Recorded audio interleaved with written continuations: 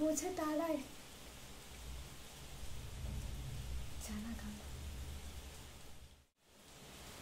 আমি তো তোমায় ভালোবেসেছিলাম, এখানে তো কোনো স্বার্থ নেই, আছে আছে শুধু ব্যর্থতা। যে ব্যর্থতা আমায় কুড়ে কুড়ে খেয়ে শেষ করতে চাইছে। কারণ তো জানতে চাও আমি যে কালো, কালো জগৎকে করো কালো, জগতের বুকে থাকো কালো, কিন্তু সেই কালোর আলো যেন আমার ঘরে না, আমার ঘরের ধার দিয়ে যেন সে আলো না আসে। তাই তো সারা রাত জেগে তাকে বলেছি, তাকে বারবার জিজ্ঞাসা করেছি, কেন কেন বানিয়েছ আমায় কালো?